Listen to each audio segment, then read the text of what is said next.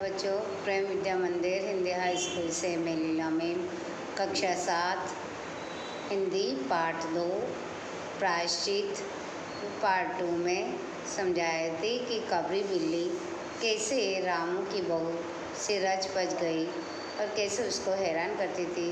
जब बहुत ही हैरानी होने के बाद रामू की बहू उस कबरी बिल्ली को मारना चाहती थी और मौका देखकर उसने उस पर पाटा पटक दिया और वो वहाँ से हिली ना डुली, न चीखी न चिल्लाई, एकदम उलट के पड़ गई। अब हम आगे पढ़ेंगे। आवाज़ हुई तो मेहरी झाड़ू छोड़कर, मिश्रानी रसोई छोड़कर, सास पूजा छोड़कर घटना स्थल पर उपस्थित हो गई। रामू की बहू सिर झुकाए हुए अपराधी की भांति बातें सुन रही थी। जैसे ही आवाज़ आई, सब अपना अपना काम छोड़ के उस घटना स्थल पर पहुंच गए।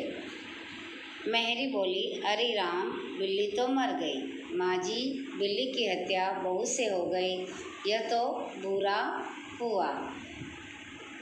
मिश्रानी बोली, माँ जी, बिल्ली की हत्या और आदमी की हत्या बराबर है। हम तो रसोई ना बनाएंगे जब तक बहू के सिर पर हत्या रहेगी। इस तरह मिश्रानी कहती है कि बिल्ली की हत्या और आदमी की हत्या बराबर होती है, इसलिए जब तक हत्या इसके बहू के सिर पर रहेगी तब तक हम रसोई नहीं बनाएंगे।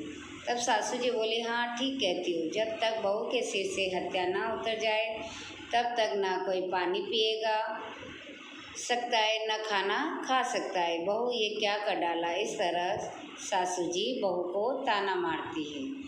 तब मेहरी ने कहा, फिर क्या हो, कहो तो पंडित जी को बुला लाऊं। सास की जान में जान आई। अरे हाँ, जल्दी दौड़ के पंडित जी को बुला ला। तब मेहरी पंडित जी को बुलाने के लिए जाती है। बिल्ली की हत्या खबर बिजली की तरह पड़ोस में फैल गई। पड़ोस की औरतों का रामू के घर में तांता बन गया, यानी आना जाना शुरू हो गया।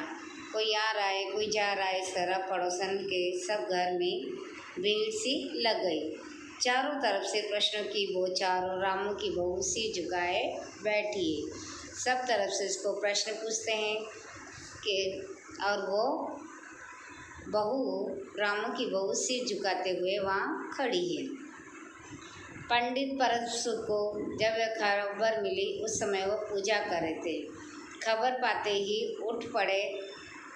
अब पंडित आइन से मुस्कुराते हुए बोले, भोजन न बनाना। लाला घासीराम की पतों ने बिल्ली मार डाली है, प्रायश्चित होगा, पकवानों पर हाथ लगे। इस तरह पंडित इसकी खबर पाते ही वह खुशी से झूम उठे और मुस्कुराते हुए अपनी पत्नी से कहते हैं कि भोजन न बनाना, क्योंकि लाला घासीराम की बेटी की बहू ने बिल्ली मार दी, उसका प्रायश्चित होगा, पकवान बनेंगे। इसलिए पंडित परमसुख चौबे छोटे से मोटे से आदमी थे। लंबाई 4 फुट 10 इंच, तोंद का घेरा 58 इंच, चेहरा गोल मटोल, मूछें बड़ी बड़ी, रंग गोरा, चोटी कमर तक पहुँचती। इस तरह पंडित परमसुख देखने में ऐसे थे, उनकी वेशभूषा, रहन सहन, और वो इतने मोटे आदमी थे।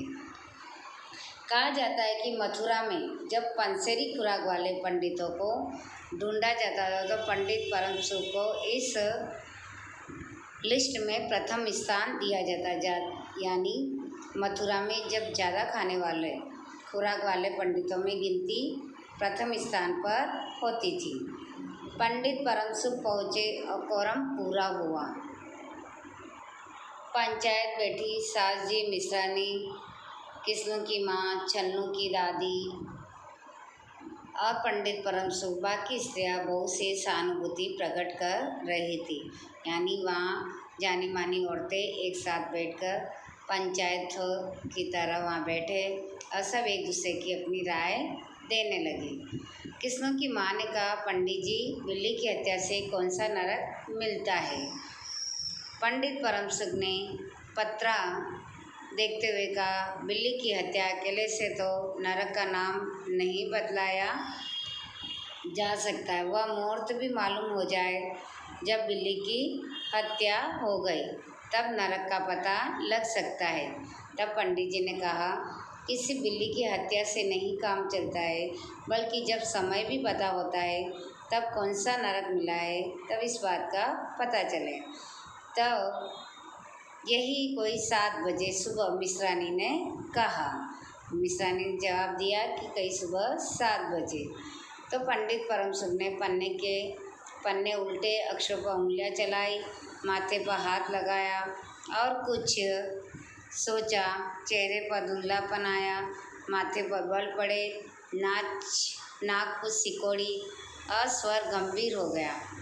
हरि कृष्णा, बड़ा बुरा हुआ। प्रातःकाल ब्रह्म मुहूर्त में बिल्ली की हत्या घोर कुंभीपाक नरक का विधान है। रामू की माँ, यह तो बड़ा पाप हुआ। इस तरह पंडित अपने चौपड़े के पन्ने उलटते हैं, फिर चेहरे पर रंग भाव कुछ अलग धुंधलापन छाया रहता है, माथे पर बल पड़ जाते हैं, नाक सिकोड़ लेते हैं और फिर कहते हैं ये तो बुरा समय है, ब्रह्म मुहूर्त में बिल्ली की हत्या घोर कुंभीपाक नरक मिलता है।